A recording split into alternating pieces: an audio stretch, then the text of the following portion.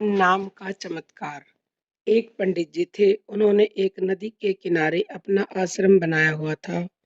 पंडित जी बहुत विद्वान थे। उनके आश्रम में दूर दूर से लोग ज्ञान प्राप्त करने आते थे। नदी के दूसरे किनारे पर लक्ष्मी नाम की एक ग्वालिन अपने बूढ़े पिताश्री के साथ रहती थी। सारा दिन अपनी गायों को लक्ष्मी सारा दिन अपनी गायों की देखभाल करती थी। सुबह जल्दी उठकर अपनी गायों को नहलाकर दूध दोती, फिर अपने पिताजी के लिए खाना बनाती। तत्पश्चात तैयार होकर दूध बेचने के लिए निकल जाया करती थी। पंडित जी के आश्रम में भी दूध लक्ष्मी के यहीं से आता था। एक बार पंडित जी को किसी काम से शहर जाना था। उन्होंने लक्ष्मी से कहा कि उन्होंने शहर जाना है, इसलिए अगले दिन दूध उन्हें जल्दी चाहिए। लक्ष्मी अगले दिन जल्दी आने का वादा करके चली गई। अगले दिन लक्ष्मी ने सुबह जल्दी उठकर अपना सारा काम समाप्त किया और जल्दी से दूध उठाकर आश्रम की तरफ निकल पड़ी। नदी किनारे उसने आकर देखा कि कोई मल्लाह अभी तक आया ही नहीं था। लक्ष्मी बगैर नाव के नदी कैसे पार करती? फिर क्या हुआ? लक्ष्मी को आश्रम तक पहुंचने में देर हो गई। आश्रम में पंडित जी जाने को तैयार खड़े थे। उन्हें सिर्फ लक्ष्मी का इंतजार था। लक्ष्मी को देखते ही उन्होंने लक्ष्मी को डांटा और देरी से आने का कारण पूछा।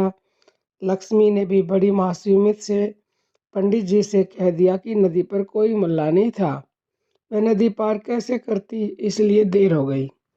पंडित जी गुस्से में तो थे ही। उन्हें लगा कि लक्ष्मी बहाने बना रही है। उन्होंने भी लक्ष्मी से गुस्से में कहा, क्यों बहाने बनाती हो? लोग तो जीवन सागर को भगवान का नाम लेकर पार कर जाते हैं, तुम एक छोटी सी नदी पार नहीं कर सकती। पंडित जी की बातों का लक्ष्मी पर बहुत गहरा असर हुआ। दूसरे दिन भी जब लक्ष्मी दूध लेकर आश्रम जाने लगी तो नदी के किनारे मल्लाह नहीं था। लक्ष्मी ने मल्लाह का इंतजार किया। उसने भगवान को याद किया और पानी की सतह पर चलकर आसानी से नदी पार कर ली।